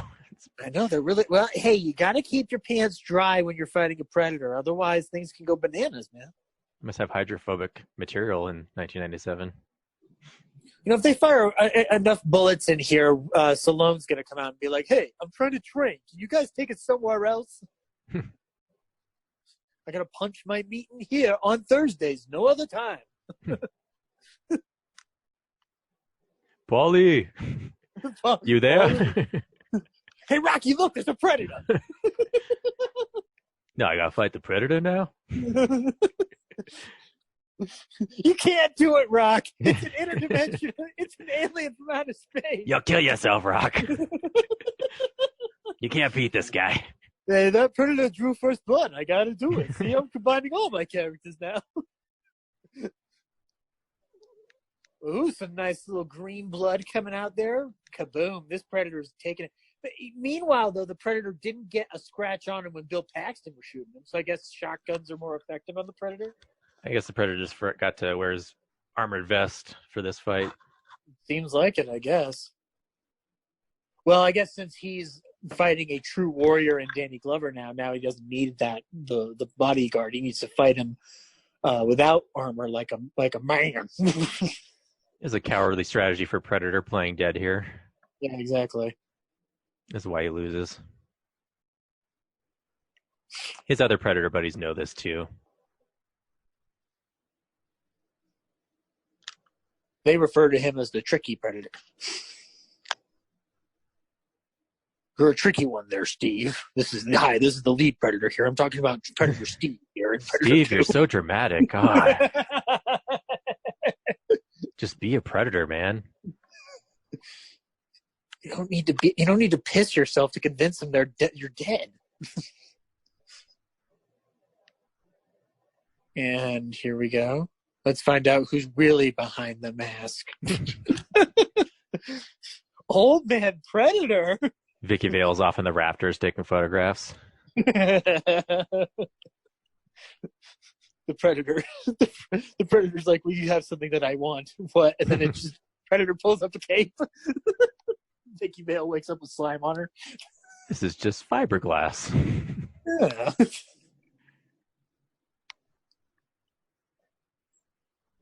Oh, look, it's Ernest Borgnine. Well, his nostrils are flaring, so maybe you should back up, Mike. Mike, back up, Mike. Mike. Do love that puppetry work. Hey, remember when we used to make aliens out of actual things? Get some extra rolls in there. Yeah. Yeah. He broke that gun, man. He means business. Predator is pro-birth, anti-gun. Very interesting combination. One that you wouldn't expect from the Predator, but there we go. Very surprised. Very surprised. He's very, very, very, very, very interesting moderate we've got there.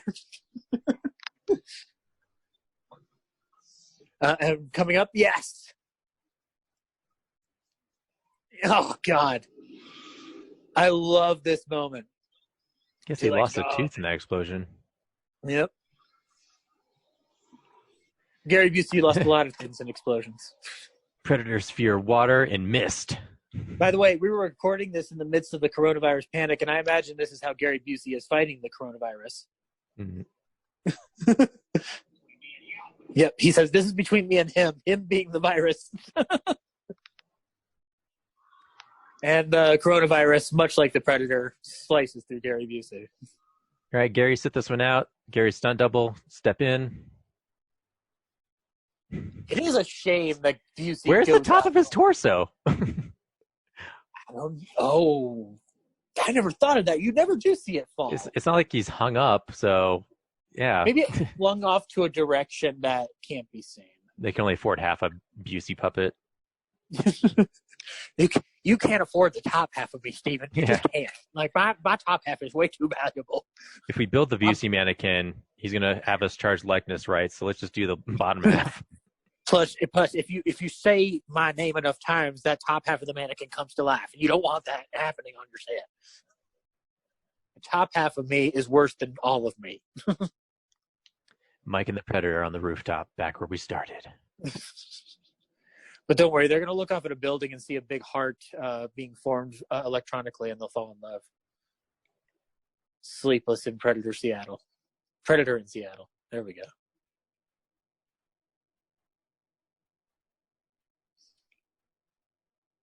And again, what movie are we in? Are we in a Predator movie? Are we in a detective movie? I don't know. Last time I saw the Predator, he was downstairs, so I don't know. I'm afraid of finding him upstairs. Yes. Except, what have we learned? The Predator can be wherever it wants to be. So at this point, it shouldn't bewilder us if he's up on the roof. Pigeons.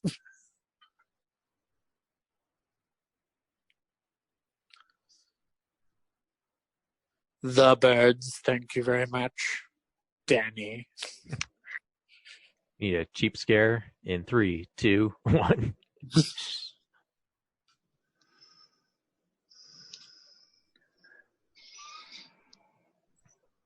What if Darth Vader fought the Predator, Brad?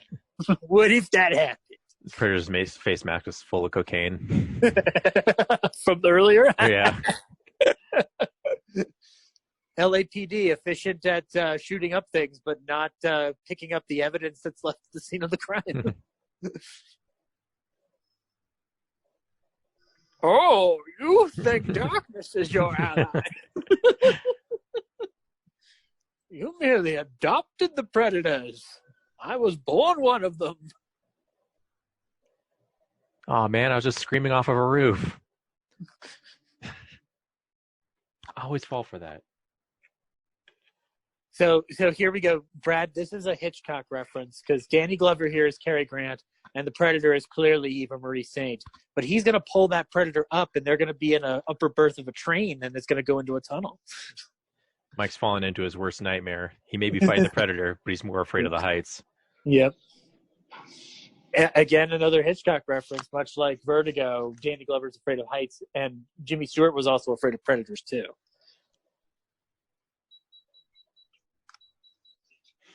If I'm going down, I'm taking you all with me. So the Predator was strong enough to lift, a 200-pound body up to the top of that building and skin it, but here he can't pull Mike off. Well, Mike's not even grabbing onto anything. I guess so. Except for this. He might have gotten pretty well damaged in that fall.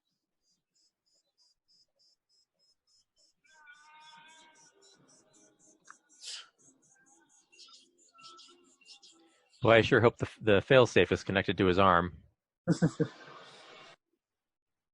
Oh, he did cut right through it. Okay, Ryan was right. He did. Yeah.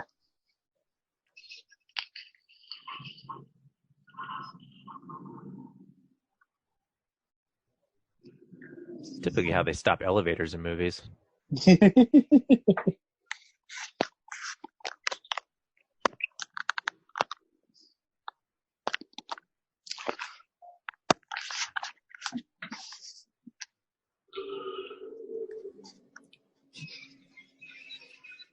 Hey, dude, that's 7 years bad luck, bro.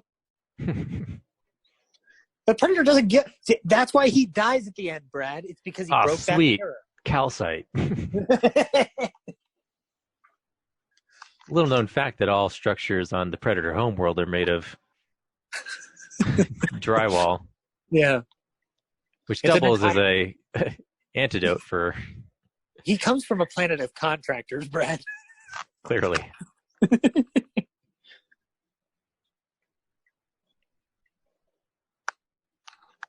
Just like in Alien vs. Predator, the xenomorphs come from a wealthy family of layabouts, I hope this Predator blade doesn't cut into my side for any reason. Yeah. He's not holding it well. Oh, his gun. R.I.P. Danny Glover's gun. Oh, I'm so irresponsible. Just leaving trunks full of guns open, dropping guns into alleys. Yep. And this is probably the best shot we'll get of the Predator's weaponry here. But again, many in a series of it. He's got the same surgery kit as the surgeon from Batman. Works on the Joker. Look what I had to do with these instruments. You see what I have to work with here.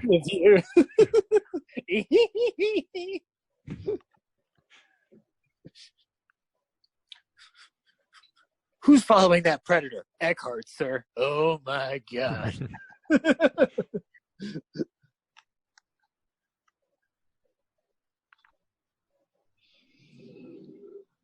What is he, summoning a demon now? He's cooking up some heroin.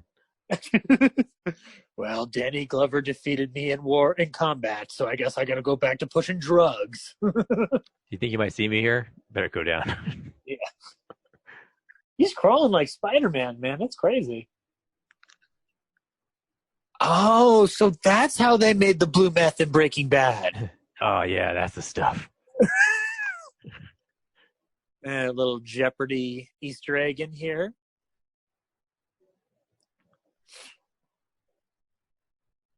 And, of course, we're going to have a fun comic moment in here. Sounds like it's coming from the bathroom, but I'm going to look the other way.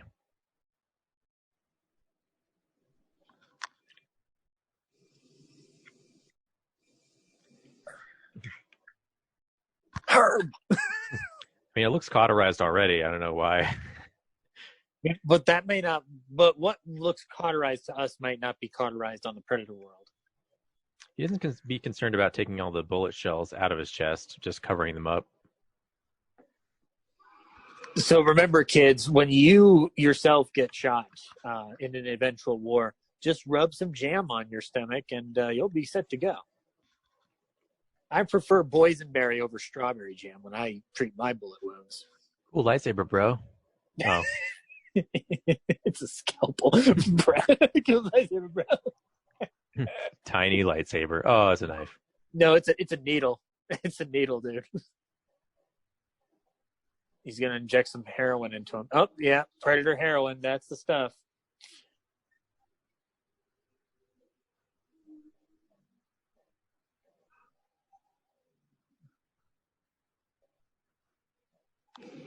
She's got the right idea. That broom can stop a predator. You don't get to see her do it because he runs away, but brooms do defeat predators.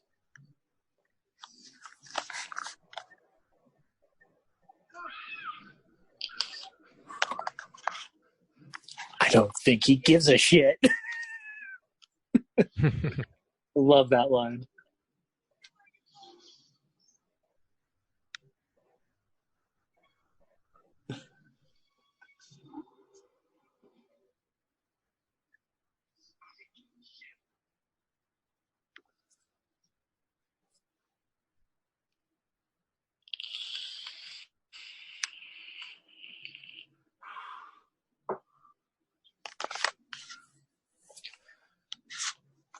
I mean, technically he is on the ground.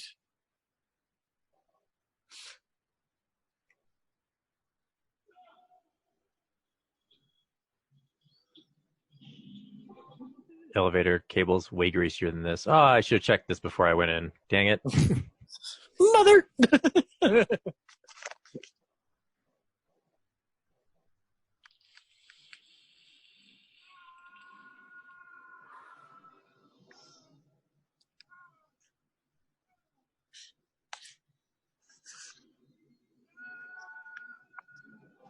When LA is in ashes, then you'll have my permission to die.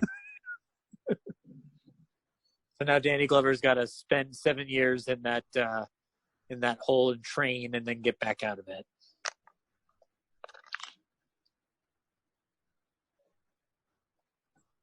Climb out without the rope. Yep. Bang. Where'd all this light come from? Well, as we're about to find out, this is not. This is the Predator ship here. Very nice details in there. Clearly, the Predator have been around here for a millennia, if not more.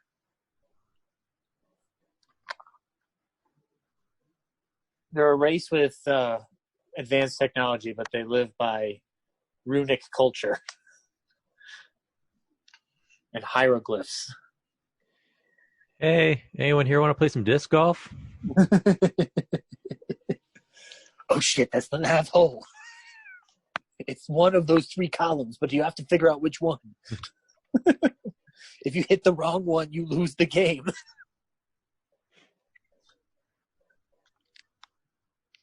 I have to use these 3 pillars to line up the images so I can sprout the temple of time.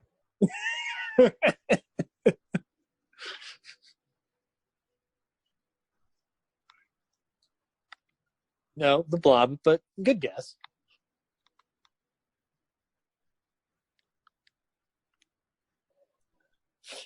It smells like predator farts in here. It's true. If they've been hanging out there for a long ass time, like that thing's got to be stinking. Yeah, there's a xenomorph skull. Yeah, so that's what made a bunch of people freak out in the 90s and go, "What if we put them together? They exist in the same universe. What?" And wait, well, that's also a T-Rex from Jurassic Park, guys. So why didn't they fight him in Jurassic Park either? Got other predator skulls on there. They fight each other. Is that his buddy's skull? Did he recognize it? Spider-Man?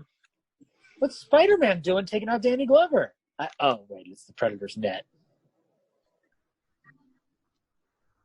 Painted over that pretty easily. Ha ha ha.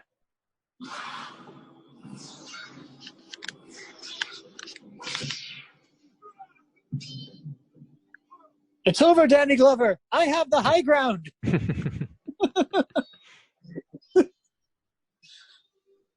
Oh, actually, no, the Predator would be Anakin at this point because he's lost an arm.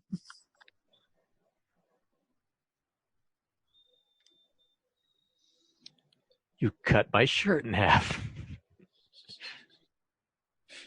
My enormous shirt. My fancy, enormous 90s shirt. You ruined it. I got this on sale. This was from Saks. It wasn't cheap, even at discount. I always fall for this. Dang it. How ironic. Danny Glover played dead when the Predator played dead earlier. Yes. Beaten at his own game. Yep. Again, that puppetry, man. Oh, shit happens. Yeah, see, he called that thing back. Yeah, just rub some more blue stuff on. It'll be fine. Yeah. Yeah, just dust it off. It'll be fine. Put some blue meth on it.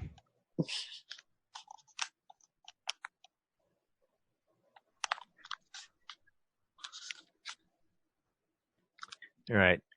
He fell for this once. What if we do it again?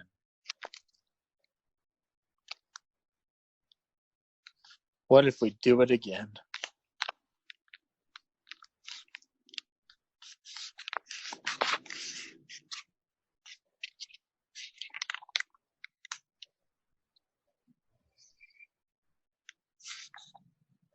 Hey, no fair. Danny Glover got some Ecto Cooler. Why can't we get any, Brad?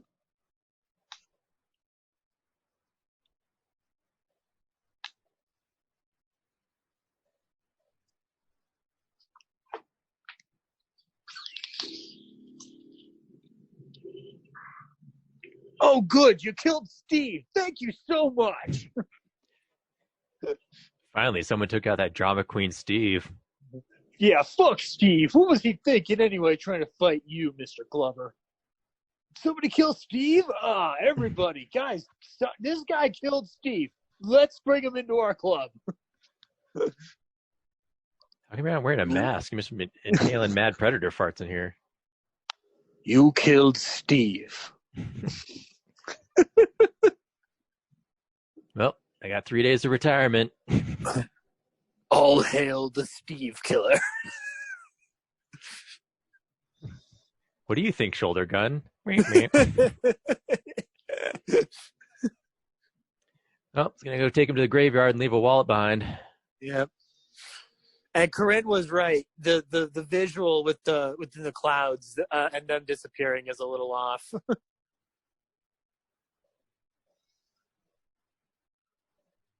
Oh wait. I just realized you killed Steve. You deserve a reward of some kind. Here. Take this antique. It might be worth a lot.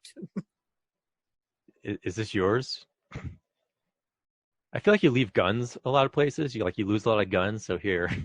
You are very obsessed with these weapons for some reason. Your entire race is. It's frankly disturbing. Like, we don't even use our shoulder guns that often. We use some swords and some hooks. By the way, we're about to take off. You might want to get out of here. I have to Google Raphael Adeline. Maybe he gave it to him to shoot himself because he knew that he wouldn't get off the ship. Here, blow your own brains out. Yeah, exactly. You killed Steve, but technically Steve was my brother-in-law, so go ahead and shoot yourself. No, I'm not going to do it. Because I'm secretly happy that you killed Steve. So Raphael Adelini was the pirate and captain of a pirate galleon. So was in search of lost treasure off the Guinea coast of Africa. So why isn't this a Predator movie? Predator versus Pirates?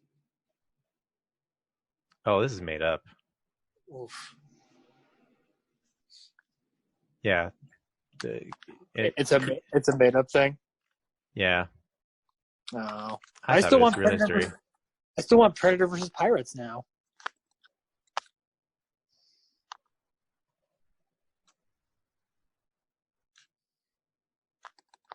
Yeah, it's a reference to a comic book, I guess.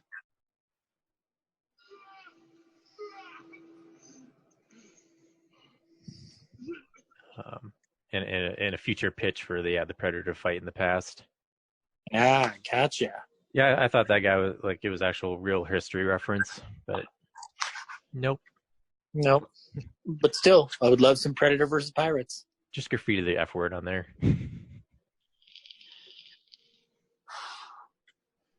I'm a genius art designer. My biggest accomplishment, writing "fuck" on that wall.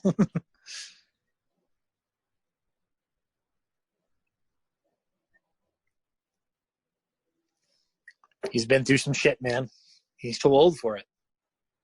Remember the first one when Schwarzenegger walked out of the swamp and he was all plastered in mud and fatigued? Yeah. And what if we do that again? But like concrete and cement, because he's been through the urban jungle of shit. Hollywood sure loves to whitewash characters, don't they? Mm-hmm.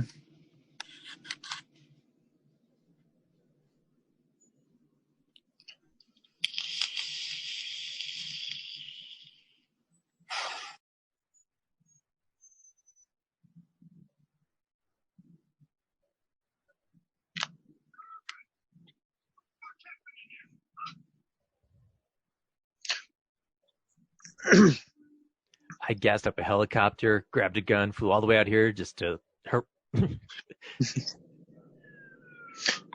Well, we're going to leave now. We're a secret organization. Found out, yada, yada, yada. We're just going to slink away in our really noisy helicopter that you can't track. And again, here we are set up with for a Predator sequel that could be fun, which is Danny Glover maybe fights some more.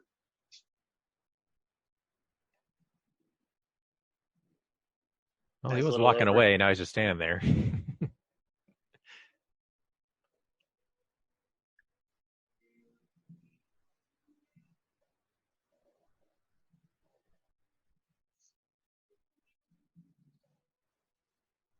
think Arnold Schwarzenegger saw this, got to this point in the movie, and just went, "Yep, they totally could have used me." He's like, I hated this script. What was I thinking? Being in James Cameron's second Terminator movie, I could have been in this one. I guess I could have made time. Lawrence Gordon and Joel Silver in there. And that's Predator 2. The credits are starting to roll. Yeah. Yeah. Paul with 2 L's. I don't see that much. Yeah.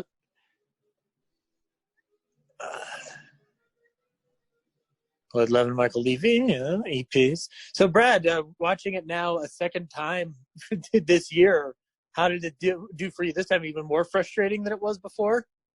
No, it's frustrating because, I knew what to expect, but, man, it's just not as cool as the first one. No. I will say I have a lot of fun with it, though. I'm glad I rewatched it for the show because we were it was fun to notice a lot more of the horror elements in it this time around and not really anticipating action sequences because it is shot pretty interestingly well and it's its own thing. It doesn't need to be anything different. Kevin Peter Hall, right on, snap your fingers. Yeah. It's just by the second one you feel like you would flesh out more of the mythology and you really only get that by the end. Yeah. Well, and I guess that these guys, at the time that they're making these movies, they don't really have a sense of expanding the mythology of the Predator. It's more just like, well, what can we do to make the Predator be cooler, or what else can we do with the character itself? Well, yeah, early 90s, it's just about like, hey, do the first movie again, but different. But somewhere else. Yeah. Whereas I think movies are like the Marvel universe is successful because each movie adds to the, it's not so much as recreating the experiences, furthering the mythology. So, this being the second one, they got all the setup out of the way. The first one, they should have just gone for it. Yeah. So. Well, I mean, there is a bit of setup as to what the Predator, how far the Predators go. Ooh, Suzanne Todd, an associate producer, she would go on to be a much bigger name in the producing world. But yeah, I mean, like the expansion of the universe in here is only really within the last 5 minutes of the movie. Yeah. So like it's a setup towards something bigger. But the question is, even if they did a direct sequel to this or encapsulating the first two, how much further in the mythology would they have gone? And like, I've not seen the first AVP, but like with Alien vs. Predator Requiem, it's like clear. It's like, oh, this is where they're actually trying to expand mythology. So, yeah. But it seems like Predator movies don't get their mythology expanded upon because they keep trying to reboot it. Because like, on Tall's film Predators, it kind of expands the mythology, but it's also more about what if we did the first movie but in reverse, where they're on the Predator homeworld. And then Shane Black's The Predator, I feel, doesn't fully flesh out more than it has to. Yeah, if they just kind of maybe started this one, like jettison the whole Mike's team of detectives and just set it up some way where Mike kind of stumbles into the Predator spaceship and they backtrack it that way, and then halfway through or somewhere in the first act he stumbles into Schwarzenegger tracking these guys in the city. Right. Might have been a better setup. Yeah, absolutely. It definitely would have been a more Other than that, it's really like the same movie, but what if it was in the city instead of the jungle? Yeah, exactly. Yeah. So, and if it wasn't a bunch of trained mercenaries and they were just average Joes trying to fight the Predator. Mm-hmm. Yeah, exactly. But again, like coulda, woulda, shoulda. This is the '90s. We're not fully thinking franchise mode yet. So yeah, I put the trailer into the episode last night, and this came out on Thanksgiving, 1990, which is a perfect Thanksgiving fare. Bring the family. That's an interesting Thanksgiving release. Yeah. That's bizarre. Stuff yourself with turkey and then watch the Predator skin people. Yeah, of course. Why not? A lot of puppeteers. Like, again, the credits are long because people worked on creating the world itself and not fully relying on computers.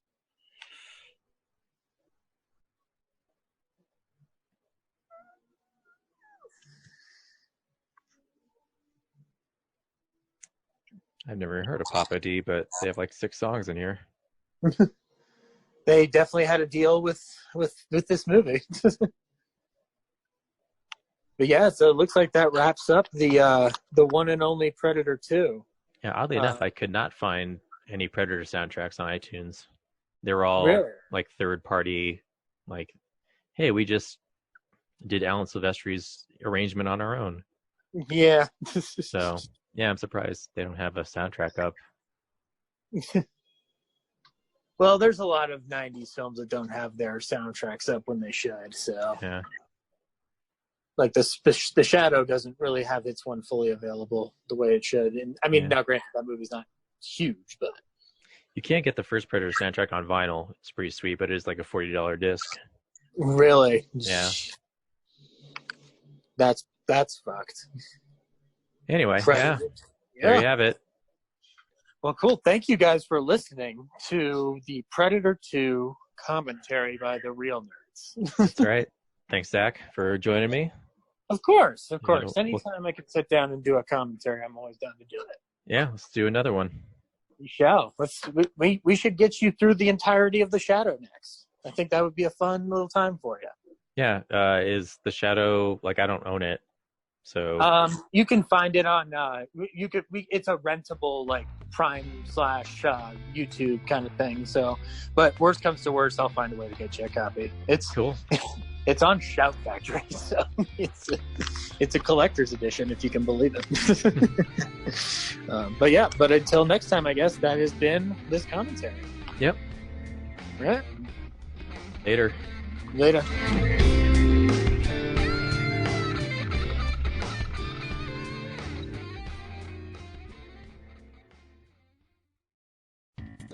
Thank you for listening to this episode of Real Nerds Podcast.